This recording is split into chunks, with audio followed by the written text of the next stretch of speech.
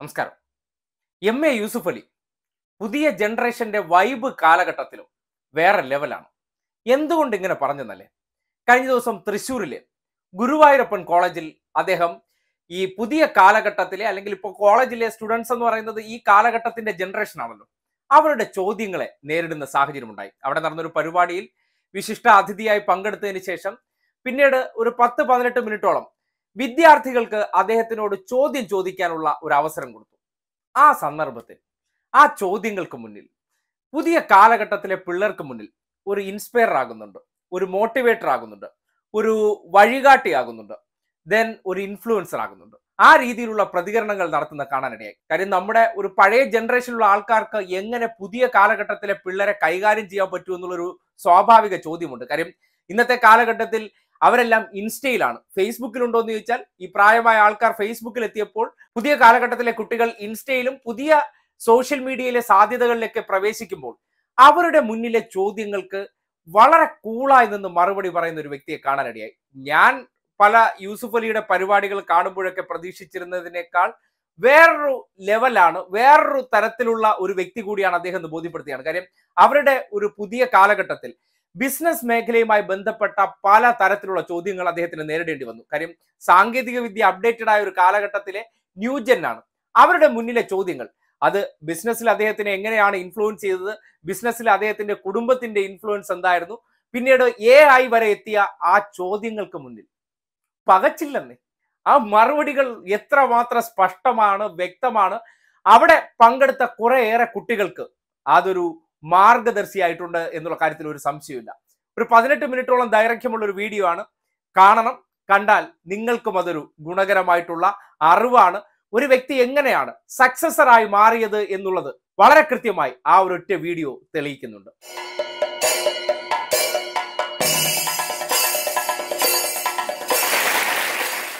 നമ്മുടെ വിദ്യാർത്ഥികൾക്ക് ചോദ്യം ചോദിക്കാനുള്ള സമയമാണ്. വിദ്യാർത്ഥികൾ സ്വയം പരിചയപ്പെടുത്തിയതിനു ശേഷം ചോദ്യങ്ങൾ ചോദിക്കാവുന്നതാണ്. നിങ്ങൾ എന്ത് ചോദ്യം ചോദിച്ചു, എനിക്ക് പറ്റുന്നുണ്ടെങ്കിൽ ഞാൻ മറുപടി പറയാം. ഹായ് സർ, ഞാൻ Greeshma, second year BSc chemistry student ആണ്. ഒരു NSS വോളണ്ടിയർ കൂടിയാണ് ഞാനിവിടെ ചോദിക്കാൻ ആഗ്രഹിക്കുന്ന ക്വസ്റ്റ്യൻ എന്ന് പറയുന്നത്, സാറ് ബിസിനസ്സിലൊരു കരിയർ തുടങ്ങാൻ വേണ്ടിയിട്ട് സാറെ ഏറ്റവും കൂടുതൽ ഇൻസ്പയർ ചെയ്ത ഒരു വ്യക്തി, സാറിൻ്റെ ലൈഫിലെ ഒരു ഗെയിം ചേഞ്ചറായിട്ട് റോള് നൽകിയ വ്യക്തി ആരാണ്? അതുപോലെ ഇപ്പം നമ്മളൊരു സംരംഭം തുടങ്ങുന്ന സമയത്ത് നമുക്ക് ഒരുപാട് സെറ്റ് ബാക്ക്സ്, ഫെയിലിയേഴ്സൊക്കെ നേരിടേണ്ടി വരും. ആ ഒരു ഫെയിലിയേഴ്സിനൊക്കെ സാറ് മറികടന്നുകൊണ്ട് മുന്നോട്ട് ലീഡ് ചെയ്യാൻ സാധിച്ച ഒരു ഇൻസ്പയറിംഗ് ആയിട്ടുള്ള കീ പോയിന്റ് എന്താണെന്നുള്ളത് ഒന്ന് ഷെയർ ചെയ്യാം. നമ്മൾ ഒരു പ്രൊജക്റ്റ് തുടങ്ങുമ്പോൾ അത് 100% വിജയിക്കണം എന്ന് വിചാരിച്ചിട്ടാണ് നമ്മൾ ആ പ്രൊജക്റ്റ് ചെയ്യുന്നത്. പക്ഷേ സാന്ദർഭികവശാൽ ഏതെങ്കിലും നിലയ്ക്ക് അതിനൊരു ഫെയിലിയർ വന്നാൽ അത് നേരിടാനുള്ള കരുത്ത് വേണം. ആ കരുത്ത് വേണമെങ്കിൽ മുൻകൂട്ടി നമ്മളത് നിശ്ചയിച്ച് വയ്ക്കണം. ഒരു പക്ഷേ ഈ പ്രൊജക്റ്റ് വിജയിച്ചില്ലെങ്കിൽ നമ്മൾക്ക് എന്തായിരിക്കും നഷ്ടം, ആ നഷ്ടം നമ്മൾ എങ്ങനെ താങ്ങും, അത് താങ്ങാനുള്ള വിദ്യ എന്താണ് എന്ന് ആദ്യം മനസ്സിൽ കരുതി വെച്ച് ആ പ്രൊജക്റ്റ് സ്റ്റാർട്ട് ചെയ്താൽ അത് ഫെയിലിയർ വരുമ്പോൾ നമ്മൾ അപ്സെറ്റ് ആവില്ല, നമ്മൾ വിഷമിക്കില്ല. ഞാൻ എപ്പോഴും അതാണ് ചെയ്യാറ്. അപ്പോൾ ഞാനൊരു ഹൈപ്പർ മാർക്കറ്റിന് അരി, ആട്ടയും പഞ്ചസാരയും ഒക്കെ വിൽക്കുന്ന ആളാണ്. അപ്പോൾ പ്രൊജക്റ്റ് ഇംപ്ലിമെൻ്റ് ചെയ്യുമ്പോൾ തന്നെ അതിൽ പ്രവർത്തിക്കുന്ന ആളുകളെ കൊണ്ടിരുത്തും പ്രസൻറ്റേഷൻ ചെയ്യാൻ. ഇപ്പോൾ ഒരു മീൻ വിൽക്കുന്ന ആണെങ്കിൽ ആ മീൻ വിൽക്കുന്ന ഫിഷ് മോങ്കർ എന്നാണ് ഞങ്ങൾ പറയുക. അവരെ കൊണ്ടിരുത്തും. എന്നിട്ട് പറയാം അതിൻ്റെ ഡ്രൈനേജ് എങ്ങനെയായിരിക്കണം, വെള്ളം പോകണം, ഇപ്പോഴുള്ള നിങ്ങൾക്ക് ഇത്ര ബുദ്ധിമുട്ടുണ്ട്. അങ്ങനെ എല്ലാ ലെവലിലുള്ള ആളുകളുമായും ഇരുത്തി അവർക്ക് സാറ്റിസ്ഫൈ ചെയ്തു എന്നിട്ടാണ് ഞങ്ങൾ പ്രൊജക്റ്റ് ഇംപ്ലിമെൻറ്റ് ചെയ്യുക. കാരണം ഹൈജീൻ ഇമ്പോർട്ടൻ്റ് ആണ്, ഹെൽത്ത് കോൺഷ്യസ്. നമ്മൾ എവിടെ പ്രൊജക്റ്റ് ഇംപ്ലിമെൻറ്റ് ചെയ്താലും അത് വളരെ ഹൈജീനിക്കായിരിക്കണം, ഹെൽത്ത് കോൺഷ്യസ് ആയിരിക്കണം. ഏറ്റവും നല്ലൊരു ഷോപ്പ് ഉണ്ടാക്കിയിട്ട് ആദ്യത്തെ ദിവസം വന്നാൽ പറയും, ഓ ഇത് വളരെ നല്ല ഷോപ്പാണ്. രണ്ടാമത്തെ ദിവസം വന്നാൽ പറയും ഇത് നല്ല ഷോപ്പാണ്. മൂന്നാമത്തെ ദിവസം ആരും വരില്ല. കാരണം ആ ഷോപ്പിൻ്റെ ഭംഗി കണ്ടിട്ടല്ല കസ്റ്റമേഴ്സ് വരുന്നത്. കസ്റ്റമേഴ്സ് വരുന്നത് അതിലുള്ള പ്രൊഡക്ട്സ്, സാധനങ്ങൾ എത്ര ഹൈ ക്വാളിറ്റി ഉണ്ട്, അതിൻ്റെ പ്രൈസ് എന്താണ്, സർവീസ് എന്താണ്, ഇത് മൂന്നും കൂടി നോക്കിയിട്ട് ആൾക്കാർ വരും. അതുപോലെ നല്ല പാർക്കിംഗ് വേണം. ഇത് നാലില്ലെങ്കിൽ ആരും വരില്ല. അപ്പോൾ ആ പ്രൊജക്റ്റ് ഞാൻ ഇംപ്ലിമെൻ്റ് ചെയ്യുമ്പോൾ എല്ലാവരെയും ഉൾക്കൊള്ളിക്കുകയും ഉൾപ്പെടുത്തുകയും ചെയ്തു. അതിന് നഷ്ടം വന്നാൽ എത്ര സംഭവിക്കുമെന്ന് മനസ്സിലാക്കി അതനുസരിച്ച് മുന്നോട്ട് പോകും. ഒന്ന് ആദ്യം ചോദിച്ച ചോദ്യം അതെങ്ങനെയെങ്കിലും ഞാൻ ആയിപ്പോയതാണ്, മനസ്സിലായില്ല. ആദ്യം ഒരു ചെറിയ ഗ്രോസറി ഷോപ്പിൽ നിന്ന് ഇങ്ങനെ എത്തിയത് ആയിപ്പോയതാണ്. അത് റോൾ മോഡൽ വെച്ചിട്ടില്ല. Thank you. Thank you sir. എൻ്റെ പേര് സനീഷ. ഞാൻ 3rd ഇയർ BCom സ്റ്റുഡൻ്റ് ആണ്. എൻ്റെ ചോദ്യം ഇനീഷ്യൽ പബ്ലിക് ഓഫറിങ്ങിനെ കുറിച്ചിട്ടാണ്. അപ്പോൾ മാനുഫാക്ചറിങ് രംഗത്ത് ഇപ്പോൾ കിറ്റക്സ്, വിഗാർഡൊക്കെ ഇപ്പോൾ IPO നടത്തിയിട്ടുണ്ട്. അതുപോലെ റീറ്റെയിൽ രംഗത്ത് ഇപ്പോൾ കല്യാൺ ജ്വല്ലേഴ്സൊക്കെ നടത്തി. അപ്പോൾ ലുലു ഗ്രൂപ്പിന് IPOയ്ക്ക് പോകാനായിട്ട് താല്പര്യമുണ്ടോ? ഉണ്ടെങ്കിൽ അത് എന്നാണെന്ന് അറിയാനൊരു ആകാംക്ഷ ഉണ്ടായിരുന്നു. ഈ IPO എന്ന് പറഞ്ഞാൽ അതൊരു ടെക്നിക്കാണ്. ജനങ്ങളുടെ കയ്യിൽ നിന്ന് കാശ് പിടിച്ച് നമ്മുടെ പ്രൊജക്റ്റിൽ അല്ലെങ്കിൽ നമ്മളുടെ സ്ഥാപനത്തിലിട്ട് അതിൽ നിന്ന് കച്ചവടം ചെയ്ത് അവർക്ക് ലാഭം കൊടുക്കുകയാണ്. IPO ഞാൻ ഇന്ത്യയിൽ പോകാൻ തീരുമാനിച്ചിട്ടുള്ളത് കംഫർട്ടബിളായിട്ട് എൻ്റെ ഇൻവെസ്റ്റേഴ്സ് ലാഭം കൊടുക്കാൻ എനിക്ക് എന്ന് സാധിക്കും അന്നേ ഞാൻ IPOയിൽ പോകുള്ളൂ. അതിപ്പോൾ ആയിട്ടില്ല ഇന്ത്യയിൽ. പക്ഷേ ഓവർസീസ് ഞങ്ങൾ അതിനെപ്പറ്റി ചിന്തിച്ചുകൊണ്ടിരിക്കും. Thank you. സർ, മനസ്സെന്നാവട്ടെ. എൻ്റെ പേര് നിഷ്ണുത TS. ഞാൻ Sreekrishna college Guruvayur NSS unit 191 NSSൻ്റെ ലീഡറാണ്. കൂടാതെ ഡിപ്പാർട്ട്മെൻറ്റ് ഓഫ് കൊമേഴ്സ് 2ാം വർഷ വിദ്യാർത്ഥിനിയാണ്. സാർ, ഏതൊരു വ്യക്തിയുടെയും സക്സസിൻ്റെ പിറകിൽ അവരുടെ ഫാമിലിയും അതേമാതിരി തന്നെ അവരുടെ പേരൻസും വലിയൊരു റോൾ വഹിക്കുന്നുണ്ട്. അവരുടെ ആ സപ്പോർട്ട് കൊണ്ടാണ് നമ്മൾ ഏതൊരു വലിയ അച്ചീവ്മെൻറ്റ് നേടിയെടുക്കുന്നത്. പ്രത്യേകിച്ച് ഉമ്മയുടെ ആ കരുതലും സ്നേഹവും അവരുടെ ലാളനയും അവരുടെ ആയിട്ടുള്ള എല്ലാ സപ്പോർട്ടും കൊണ്ടാണ് നമ്മൾ എന്തും നേടിയെടുക്കുന്നത്. അപ്പോൾ ഞാൻ കേട്ടിട്ടുണ്ട് ഉമ്മാൻ്റെ മടിത്തട്ടിലാണ് സ്വർഗം എന്ന്. അത് ഞാൻ വിശ്വസിക്കുന്നു, അങ്ങനെ തന്നെയാണ്.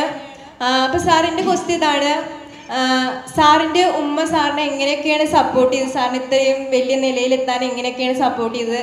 സാറിൻ്റെ കുടുംബം എങ്ങനെയൊക്കെയാണ് സാറിനെ വ്യവസായ മേഖലയിൽ വളർച്ചയിൽ പിന്തുണച്ചതും ആത്മവിശ്വാസം നൽകിയത് എന്നാണ്. ഞാൻ ജനിച്ചു വളർന്നത് നിങ്ങളുടെ തൊട്ടടുത്തുള്ള നാട്ടികയിലാണ്. ഞങ്ങളതൊരു ബിസിനസ് കുടുംബമാണ്. എൻ്റെ ഫാദറിന് അത്രയധികം വിദ്യാഭ്യാസം ഉണ്ടായില്ല. എൻ്റെ ഗ്രാൻഡ് ഫാദറിൻ്റെ ഫാദറിനും അത്ര വിദ്യാഭ്യാസം ഉണ്ടായില്ല. എൻ്റെ മദറിൻ്റെ ഫാമിലി വലിയ വിദ്യാഭ്യാസമുള്ള കുടുംബമായിരുന്നു. എൻ്റെ മദർ പഴയ ഇൻ്റർമീഡിയറ്റ് ആയിരുന്നു. എൻ്റെ മദറിൻ്റെ ഫാദർ ഹെഡ് മാഷായിരുന്നു 1937. വലപ്പാട് പരീക്കുട്ടി മാഷ് എന്ന് പറഞ്ഞ് അദ്ദേഹം അന്ന് ഹെഡ് മാഷായിരുന്നു. അവരുടെ കുടുംബം മുഴുവൻ മാഷന്മാരുടെ കുടുംബമാണ്.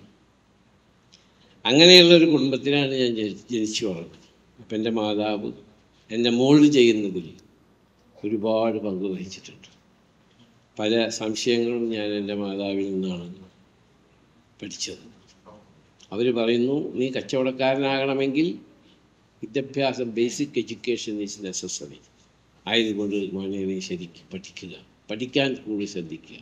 എക്സ്ട്രാ കരിക്കുലർ ആക്ടിവിറ്റീസ് വേണ്ട എന്നല്ല, പക്ഷെ പഠിപ്പിൽ കൂടുതൽ ശ്രദ്ധ വയ്ക്കുക. അതാണ് എൻ്റെ ഉമ്മ എന്നെ പഠിപ്പിച്ചത്. പിന്നെ എങ്ങനെ ഗുരുജനങ്ങളെ ബഹുമാനിക്കണം, എങ്ങനെ എൻ്റെ ഉപ്പ ഫാദർ അഹമ്മദാബാദിലായിരുന്നു ഗൾഫിന് മുമ്പ്. അപ്പോൾ എൻ്റെ ഉമ്മയാണ് എന്നെ വളർത്തിയത്, എൻ്റെ ഗ്രാൻഡ് ഫാദറാണ് എന്നെ വളർത്തിയത്, എൻ്റെ ഗ്രാൻഡ് മദറാണ് എന്നെ വളർത്തിയത്. അവർ വിദ്യാഭ്യാസമില്ലെങ്കിലും അവർ ഫിലോസഫേഴ്സ്, അരിസ്റ്റോട്ടിലും പ്ലാറ്റോ വായിച്ചിട്ടില്ലെങ്കിൽ അവർ ഫിലോസഫേഴ്സായിരുന്നു. പഴയ കാലത്ത് നമ്മളുടെ കുടുംബത്തിലുള്ള കാരണന്മാർ പ്രാക്ടിക്കൽ നോളജും പ്രാക്ടിക്കൽ എക്സ്പീരിയൻസ് ഉള്ളവരായിരുന്നു. അപ്പോൾ അവരൊക്കെ നമ്മളെ ശരിക്കും മോൾഡ് ചെയ്യാൻ സഹായിച്ചിട്ടുണ്ട്, എന്നെ സഹായിച്ചിട്ടുണ്ട്, പറഞ്ഞ് മനസ്സിലാക്കി തന്നിട്ടുണ്ട്, അവരുടെ ചരിത്രങ്ങൾ പറഞ്ഞ് മനസ്സിലാക്കിയിട്ടുണ്ട്. അങ്ങനെ എല്ലാം കൂടി ഒരു മിക്സർ. പക്ഷേ എൻ്റെ ഉമ്മ എന്നെ വളരെയധികം ഈ നിലയ്ക്ക് എത്താൻ എൻ്റെ ഉമ്മ ഒരുപാട് നിർദ്ദേശങ്ങൾ എനിക്ക് തന്നിട്ടുണ്ട്. I am really missing my father and mother still now, and I am praying every day to my parents. എപ്പോഴും കെടുക്കുന്നതിന് മുമ്പ് ഞാൻ അവർക്ക് പ്രാർത്ഥിച്ച് എടുക്കാറുണ്ട്. Thank you. Good morning sir, എൻ്റെ പേര് മാഗ്ന എം പി. ഞാൻ ബികോം ഫൈനൽ ഇയർ സ്റ്റുഡൻ്റ് ആണ്. എൻ്റെ ക്വസ്റ്റ്യൻ എന്താണെന്ന് വെച്ചാൽ, ബിസിനസ്സിനെ സംബന്ധിച്ച് അതിൻ്റെ പ്രയോറിറ്റിയിൽ വരുന്ന ഒരു കാര്യമാണല്ലോ സസ്റ്റൈനബിൾ ഡെവലപ്മെൻറ്റ്. അപ്പോൾ സസ്റ്റൈനബിൾ ഡെവലപ്മെൻറ്റ് ബേസ് ആയിട്ട് നമ്മൾ എന്തെങ്കിലുമൊക്കെ ഡിസിഷൻ എടുക്കുമ്പോൾ എന്തൊക്കെ കാര്യങ്ങളാണ് ശ്രദ്ധിക്കേണ്ടത്? അതുപോലെ തന്നെ ആ ഡിസിഷൻ നമ്മൾ ഇംപ്ലിമെൻറ്റ് ചെയ്യുമ്പോൾ ബിസിനസ്സിൻ്റെ ആസ്പെക്റ്റ് നോക്കുമ്പോൾ എന്തൊക്കെ ചലഞ്ചസ് ആണ് ഫേസ് ചെയ്യേണ്ടി വരിക? ഇന്ന് കുറച്ചൊന്ന് ഷെയർ ചെയ്യുമോ സാർ? നമ്മളൊരു മാനുഫാക്ചറിങ് യൂണിറ്റ് തുടങ്ങുകയാണെങ്കിൽ അതിൻ്റെ റോ മെറ്റീരിയൽസിൻ്റെ availability continuous uninterrupted supply of raw materials അതെങ്ങനെയാണെന്നുള്ളത് മനസ്സിലാക്കണം. ആ റോ മെറ്റീരിയൽസ് നമ്മൾക്ക് കിട്ടിയില്ലെങ്കിൽ എത്ര നാൾ നമ്മുടെ ഫാക്ടറി പൂട്ടിടണം എന്ന് കൂടി ചിന്തിക്കണം. Because raw material is the big backbone of any industry. അപ്പോൾ അത് കിട്ടിക്കഴിഞ്ഞാൽ തന്നെ അതിൽ നിന്ന് നിങ്ങൾ ഉൽപ്പാദിപ്പിക്കുന്ന പ്രൊഡ്യൂസ് ചെയ്യുന്ന സാധനം you should know that where you will sell. മാർക്കറ്റില്ലാതെ, market visibility and viability study ഇല്ലാതെ സാധനങ്ങൾ പ്രൊഡ്യൂസ് ചെയ്താൽ അത് വിൽക്കൂല, അത് നഷ്ടപ്പെടും. എന്നിട്ട് മാനുഫാക്ചർ ചെയ്തിട്ട് പിന്നെ കസ്റ്റമർ നോക്കണേക്കാളും നല്ലത് ആദ്യം അതിൻ്റെ, അതാണ് ഞാൻ പറഞ്ഞ് viability study and feasibility study. Thank you. Hi sir, I M Sheetal. ഞാൻ ബികോം ഫൈനൽ ഇയർ സ്റ്റുഡൻ്റ് ആണ്. ഈ അടുത്ത് സാറിൻ്റെ ഒരു അപ്കമിങ് പ്രൊജക്റ്റിനെ പറ്റി വായിച്ചിട്ടുണ്ടായിരുന്നു, കൊച്ചിയിലെ ഡ്യുവൽ ടവറിനെ പറ്റിയിട്ട്. അതിനെ പറ്റിയിട്ട് കൂടുതൽ അറിയണം എന്നൊരാഗ്രഹമുണ്ട്. അതുപോലെ തന്നെ ഞാൻ ഫൈനൽ ഇയർ സ്റ്റുഡൻ്റ് ആണ്.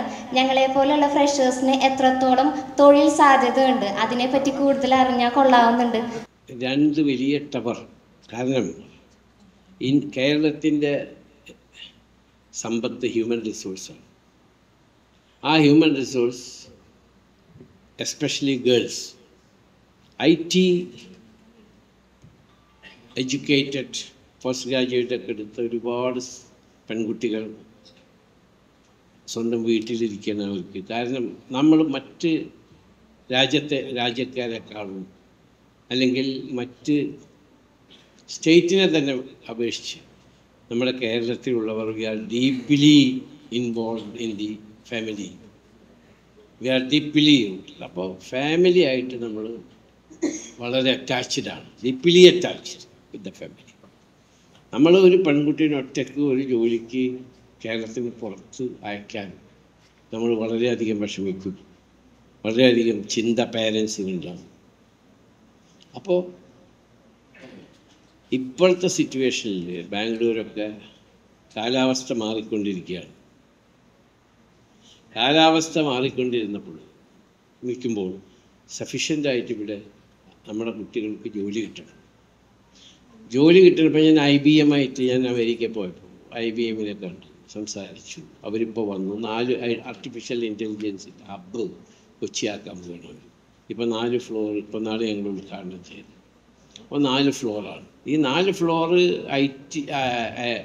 AI ആർട്ടിഫിഷ്യൽ ഇൻ്റലിജൻസിൻ്റെ ഇവിടെ ആരംഭിച്ചാൽ അതിൽ ഉപകാരപ്പെടുന്ന നമ്മുടെ മലയാളികളായ ആൺകുട്ടികൾക്കും പെൺകുട്ടികൾക്കും. പെൺകുട്ടികൾ ആ ടൈമിൽ കറക്റ്റിന് വരും, കറക്റ്റ് വന്ന് അവർ ജോലി ചെയ്ത് കറക്റ്റായിട്ട് പോകും.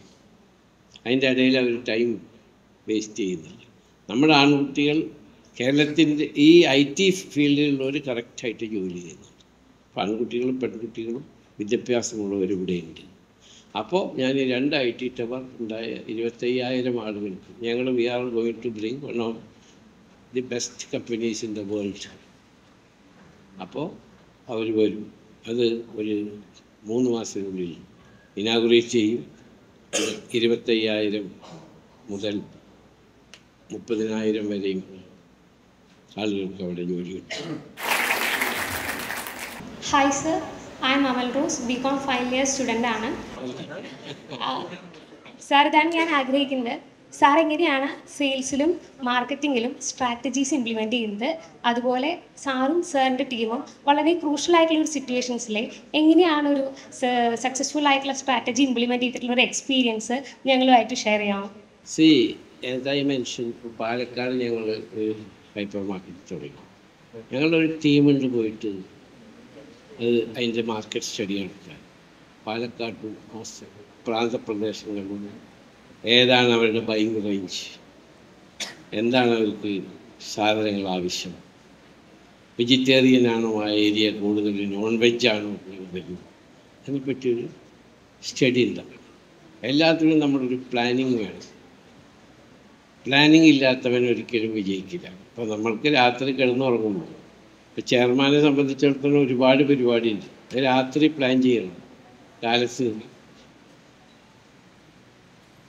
ഇത്ര മണിക്ക് എണിക്കണം, ഇത്ര മണിക്ക് മീറ്റിങ്ങിന് പോകണം, ഇത്ര മണിക്ക് ഭക്ഷണം കഴിക്കണം. അപ്പോൾ അതുമാതിരി തന്നെയാണ് ഈ ബിസിനസ്സിൻ്റെ ഒരു ഭാഗം. ആ ഭാഗം അനുസരിച്ചിട്ടാണ് ഞങ്ങൾ തുറക്കുന്നത്, അതാണ് ഇംപ്ലിമെൻറ്റ് ചെയ്യുന്നത്. അപ്പോൾ will have a study before going to any place. Hi sir, ഞാൻ Praveena, final year BCom student ആണ്. ഒരു ബിസിനസ് മേഖലയിൽ ഇപ്പോൾ ഒരു ലോങ് റൺ സാധ്യമാക്കാൻ അതിൽ ഒരു ഫാക്ടർ എന്ന് പറയുന്നത് സോഷ്യൽ കമ്മിറ്റ്മെൻ്റ് ആണ്. ഇപ്പോൾ ലുലു ഗ്രൂപ്പിൻ്റെ കീഴിൽ ഒരുപാട് CSR ആക്ടിവിറ്റീസ് ഇപ്പോൾ സാറിൻ്റെ കീഴിൽ ഇപ്പോൾ വിദ്യാഭ്യാസപരമായിട്ടും ആരോഗ്യപരമായിട്ടും ചാരിറ്റി ആയിട്ടും അതേപോലെ തന്നെ എൻവിറോൺമെൻറ്റൽ പ്രൊട്ടക്ഷൻ്റെ ഭാഗമായിട്ടൊക്കെ ഒരുപാട് CSR പ്രൊജക്ട്സ് സാറിൻ്റെ കീഴിൽ ഇംപ്ലിമെൻ്റ് ചെയ്തിട്ടുണ്ട്. ഇപ്പോൾ CSRന് ഇമ്പോർട്ടൻസ് കൊടുത്തുകൊണ്ട് ഒരു ബിസിനസ് മുന്നോട്ട് കൊണ്ടുപോകാൻ സാറിനെ ഏറ്റവും കൂടുതൽ ഹെൽപ്പ് ചെയ്തൊരു ഫാക്ടർ, മോട്ടിവേറ്റ് ചെയ്തൊരു ഫാക്ടർ എന്താണ്? ഒരു ബിസിനസ് വ്യൂ പോയിന്റ് നോക്കുമ്പോൾ CSRൻ്റെ ഒരു സോഷ്യൽ കമ്മിറ്റ്മെൻറ്റിൻ്റെ ഒരു സാധ്യതയും അതിൻ്റെ ഒരു ഇമ്പോർട്ടൻസിനെ പറ്റിയിട്ടും കമ്മിങ് ഓണ്ടർപ്രണേഴ്സിന് കൂടിയിട്ട് ഹെൽപ്ഫുൾ ആവുന്ന രീതിയിലൊന്ന് പറയാം. Corporate social responsibility, CSR, that is part of business. That is mandatory. നിങ്ങൾക്ക് പ്രോഫിറ്റ് കിട്ടുന്നുവെങ്കിൽ അതിൻ്റെ എത്ര % നിങ്ങൾ CSR കൊടുക്കണം. അത് ഗവൺമെൻറ് അപ്രൂവ്ഡ് ഏരിയാസ് ഉണ്ട്. ആ ഏരിയാസിൽ നിങ്ങൾ കൊടുക്കുന്നു. ലാഭം ഉണ്ടെങ്കിൽ ഞാൻ അത് കൊടുക്കുന്നുണ്ട്. സോളാറൊക്കെ എൻ്റെ കയ്യിൽ നിന്ന് കിട്ടും, CSR അല്ല. അപ്പോൾ ഞാനത് കൂടാതെ എന്നെ സംബന്ധിച്ചിടത്തോളം ഇസ്ലാം പറയുന്നു, നിങ്ങൾക്ക് ലാഭം കിട്ടിയാൽ 2.5% പാവപ്പെട്ടവരുടെയാണ്. അത് ആ കാശ് കൊടുക്കാതെ നിങ്ങൾ ഈ കാശ് പിടിച്ചു വെച്ചാൽ അത് വൈറ്റ് മണിയല്ല, ബ്ലാക്ക് മണിയാണ്. എനിക്ക് കിട്ടുന്നതിൽ, ഞാൻ സമ്പാദിക്കുന്നതിൽ കറക്റ്റായിട്ട് 2.5%. ഞാനൊരു ഉറച്ച വിശ്വാസിയാണ്, ഏകദൈവ വിശ്വാസിയാണ്. അപ്പോൾ അത് ഞാൻ എൻ്റെ പെർസെൻ്റായിട്ട് കൊടുക്കുന്നുണ്ട്. എൻ്റെ company as per the government rules and regulation CSR കൊടുക്കുന്നുണ്ട്. പക്ഷെ ഞങ്ങൾ ആ CSR എന്ന് പറഞ്ഞാൽ പാവപ്പെട്ടവർക്ക്, അവശർക്ക്, അത് ഓർഗനൈസ്ഡ് ആയിട്ട് ചെയ്യുന്നവർക്ക് കൊടുക്കുക. ഞങ്ങൾക്ക് ഓരോ വീട്ടിൽ കൊണ്ടുപോയിട്ട് ഇത് കൊടുക്കാൻ പറ്റില്ല. കാരണം ആരാണ് ശരി ആരാണ് തെറ്റെന്ന് മനസ്സിലാക്കാനുള്ള സംവിധാനം നമ്മളെപ്പോലുള്ള ആൾക്കാർക്കില്ല. അപ്പോൾ ഞങ്ങളത് ഓർഗനൈസ്ഡ് ആയിട്ട് സഹായം ചെയ്യുന്ന ഇൻസ്റ്റിറ്റ്യൂഷനും ഗവൺമെൻറ് അപ്രൂവ്ഡ് ഇൻസ്റ്റിറ്റ്യൂഷനും ഞങ്ങൾ കൊടുക്കും. അത് ഇന്നുവരെയും കൊടുത്തിട്ടുണ്ട്. അതിവിടെ തന്നെയല്ല, UP-യിൽ കൊടുക്കുന്നുണ്ട്, ഉത്തരാഖണ്ഡിൽ കൊടുക്കുന്നുണ്ട്, ജാർഖണ്ഡിൽ കൊടുക്കുന്നുണ്ട്. ഞങ്ങളുടെ സ്ഥാപനങ്ങൾ എവിടെ കൊണ്ട് അതാത് സ്റ്റേറ്റുകളിലൊക്കെ കൊടുക്കും. Hi sir, I M Stini Joseph. ഞാൻ BCom 3rd year സ്റ്റുഡൻ്റ് ആണ്. അപ്പോൾ ഇന്ന് ലുലു ഗ്രൂപ്പ് റീറ്റെയിൽ രംഗത്താണെങ്കിലും എക്സ്പോർട്ട് ഇമ്പോർട്ട് അതുപോലെ ട്രാൻസ്പോർട്ട് രംഗത്താണെങ്കിലും ലുലു ഗ്രൂപ്പിൻ്റെ പ്രസൻസ് നമുക്ക് എല്ലാവർക്കും അറിയാവുന്നതാണ്. ഇന്ത്യയിൽ തന്നെ ആദ്യത്തെ ലുലു ഗ്രൂപ്പിൻ്റെ ലുലു മോൾ കേരളത്തിൽ, അതും നമ്മുടെ കൊച്ചിയിൽ തുടങ്ങുക എന്നുള്ളത് തികച്ചും ഒരു റെവല്യൂഷണറി ആയിട്ടുള്ള ഡിസിഷൻ തന്നെയായിരുന്നു. അങ്ങനെ പുതിയ മേഖലകളിലേക്ക് കടക്കുമ്പോൾ അല്ലെങ്കിൽ ബിസിനസ് ഡൈവേഴ്സിഫിക്കേഷൻ ചെയ്യുമ്പോൾ എന്തൊക്കെ ഫാക്ടേഴ്സാണ് സർ ശ്രദ്ധിക്കാറുള്ളത് അല്ലെങ്കിൽ അതിനെ ഇൻഫ്ലുവൻസ് ചെയ്തിട്ടുള്ളത് എന്നറിഞ്ഞു. കൊച്ചിയിൽ മാത്രം ഞാൻ ആസാ ഫിസിബിലിറ്റി സ്റ്റഡി കൊണ്ടുവന്നത് ഞാൻ വലിച്ചു ദൂരെ കളഞ്ഞു. Sincerely I am speaking. കൊച്ചിയിൽ ഞാൻ ഏറ്റവും വലിയൊരു ഷോപ്പിംഗ് മോൾ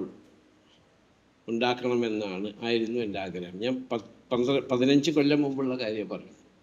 അപ്പോൾ ഒരു സ്റ്റഡി നടത്തണമെന്ന് പറഞ്ഞപ്പോൾ സ്റ്റഡി വന്നപ്പോൾ പറഞ്ഞു, ഇപ്പോഴുള്ള ലുലു മാളിൻ്റെ 1/3 കൊച്ചിയിൽ നടക്കുകയുള്ളൂ. കാരണം ഇത്രയുള്ള കൊച്ചിയിൽ ഇത്രയും വലിയൊരു ഷോപ്പിംഗ് മാൾ നിങ്ങൾക്ക് നടത്താൻ പറ്റില്ല, അത് നഷ്ടത്തിൽ പോകും.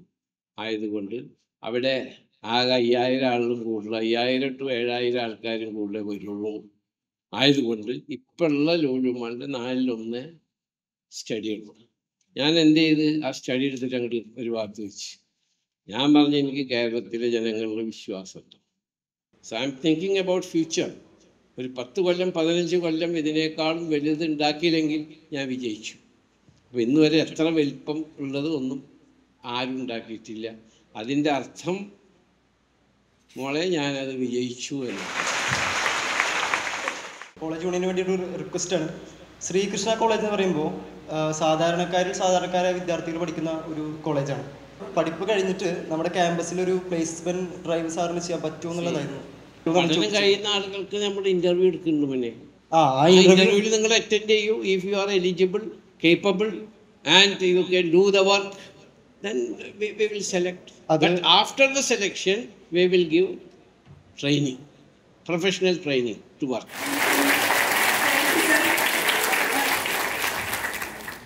ഇന്നത്തെ കാലഘട്ടത്തിൽ ഇൻഫ്ലുവൻസർ മോട്ടിവേറ്റർമാരൊക്കെ ഇഷ്ടം പോലെ ഈ സോഷ്യൽ മീഡിയ പ്ലാറ്റ്ഫോമുകളിൽ വിഹരിക്കുന്ന സന്ദർഭത്തിൽ ഒരു ബിസിനസ് മാഗ്നറ്റ് എന്നതിനപ്പുറം ഈ മേഖലകളെല്ലാം തനിക്ക് വഴങ്ങും.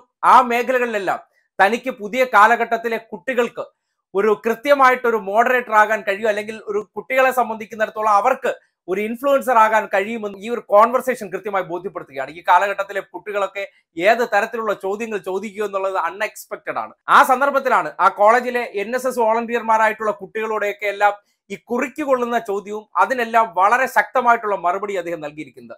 പല കുട്ടികളുടെയും ചോദ്യത്തിനെല്ലാം അദ്ദേഹം വളരെ ജെനുവിനായിട്ടും വളരെയധികം ആർദ്രമായിട്ടുള്ള മറുപടികൾ നൽകുന്നത് കാണാനിടയായി.